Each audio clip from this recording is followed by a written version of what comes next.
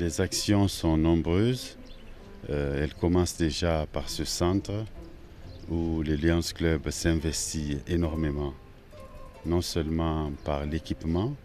qui est très coûteux comme vous l'avez constaté, mais qui est aussi très utile pour les populations. Nous sommes satisfaits de cette visite parce que nous avons rencontré des patients heureux d'avoir cette possibilité de se faire soigner ici à Dakar sans besoin d'être évacué. Quand on connaît le coût des évacuations, quand on connaît le coût des produits, c'est vraiment salutaire pour les populations sénégalaises et même de la sous-région aujourd'hui qui viennent désormais recevoir à Dakar des soins nécessaires et appropriés pour tout ce qui touche les maladies cardiovasculaires. Je suis aussi impressionné par la qualité des professionnels, des praticiens que j'ai rencontrés ici. Des professeurs engagés, des professeurs sénégalais engagés, très compétents, qui avaient toutes les possibilités et qui continuent à avoir toutes les pressions pour rester en Europe ou retourner en Europe, mais qui préfèrent rester en Afrique, chez eux au Sénégal, pour pouvoir venir en aide à leur population, accepter ce sacrifice-là. Eh bien, ce sont des raisons qui nous motivent nous aussi à nous battre pour trouver les conditions de travail les meilleures pour ces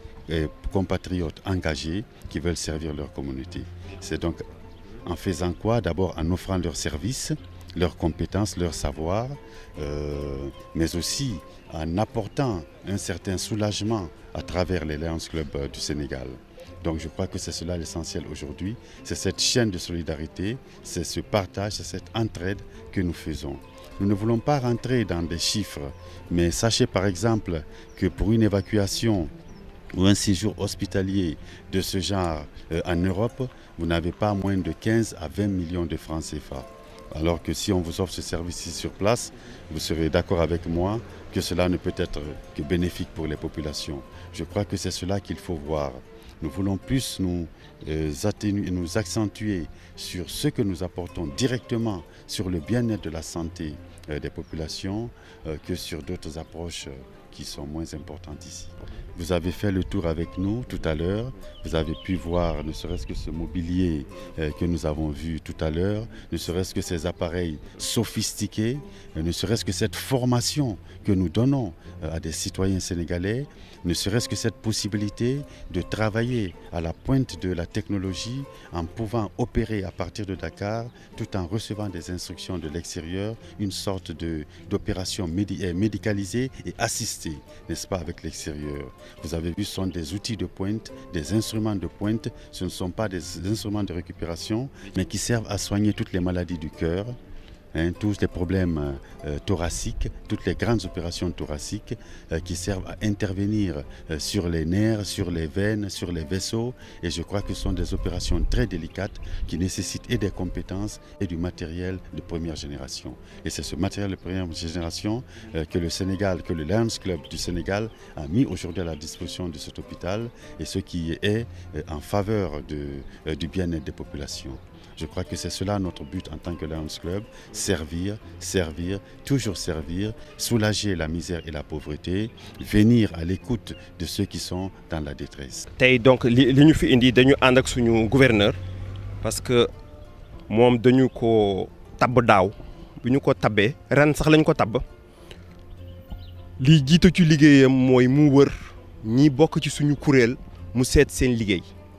loolu moo tax mu ñëw Sénégal pour seet Lions Club yi lu ñuy def bi mu ñëwee ak léegi am na bërëb yu mu commencé dem bi mu ñëwee ba léegi nelawul noppalikuwul jëkk na dem Parcelles Assainies moom la wax sànq dem foofu ci dispensaire bi nga xam ne day faj loo xam ne dafa jublu ci ay bët te Lions Club defar ko dénku ko benn ONG bu ñuy wax USE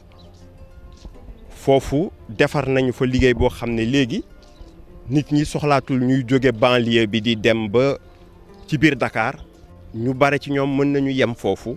am na ay opération comme yoo xam ne opération cataracte la yoo xam ne mën nañ ko def foofu bi mu jógee foofu dem na démb Thiès bi mu demee Thiès fi mu gën a waxtaan ak nit ñi mooy fi nga xam ne foofu la ñuy toppatooyee ñi nga xam ne dañoo gumba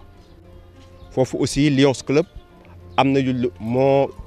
defaraat centre bi jox leen équipement yoo xam ne dana tax ñi nga xam ne du ñu gis mën a tàppe mën a liggéey ci ordinateur yi tey li ko tax a jóg mooy ñëw fii ci hôpital de Fann nga xam ne suñu projet yi peut-être yi gën a mag fii ñu tollu Sénégal bii la mooy li ñuy wax centre de coronarographie centre de coronarographie mi ngi jublu ci feebar yi nga xam ne feebaru xol la balaa ñuy faj da nga war a xam li ngay faj mooy lañ centre bi li mu la jëkk may mooy nga mën a gis xol bi ak li soqi ko ci xol bi di daw ci yaram wi yëpp ndax nit yenn saa yi daa nga dégg ñu dafa am crise fekk dafa am loo xam ne moo waroon na yegsi ci xolam dafa bouché comme ni conduite di bouché centre bi li mu la may mooy loolu léegi daa nga ko mën a gis xam gàllankoor fan la toll ci yaramu nit ki benn ñaareel ba centre bi li mu la may mooy bu fekkee ne xam nga lii kii lu ko dal am na façon faj boo xam ne mën nañ ko faj centre bi li mu la may mooy léegi am na ñoo xam ne soxlaatul ñuy ubbi seen dënn di dugg ci biir di def opération yoo xam ne ay opération yu doy waar la mën na nekk ay waxtu centre bi li mu la may léegi mooy am nañu ay jumtukaay yu ndaw yoo xam ne daañu ko mën a dugal ci siddit di ko yéegee ba fi nga xam ne am na gàllankoor ñu bàyyi ko foofu bàyyi ko muy taweeku ndànk-ndànk ba nit ki deret gi di mën a jaar fi mu war a jaar waaw loolu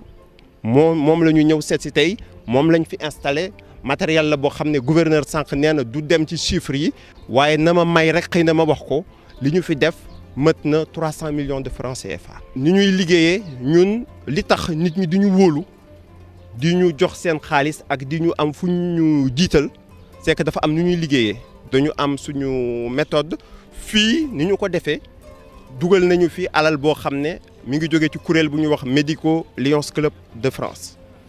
am na kuréel yoo xam ne ay privé lañu comme ñu mel na Eiffage dugal nañ ci aussi seen xaalis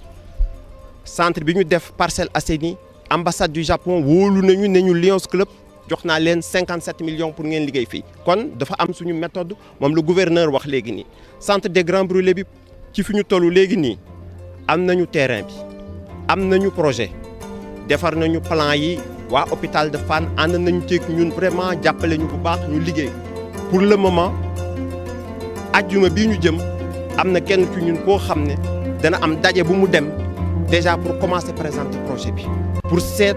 suñuy naataango yi nga xam ne yi nga ci yeneen réew yi ak ñi nga xam ne ñoo ñu ciy dimbali ndax projet bi ñaata lañ ci mën a def ak nan la ñu mën a ànd ak du ma la wax ay at nag waaw du ma la wax ay at waaye xam naa ne nu mu gën a gaawee rek moo ñu gënal ñun ñëpp.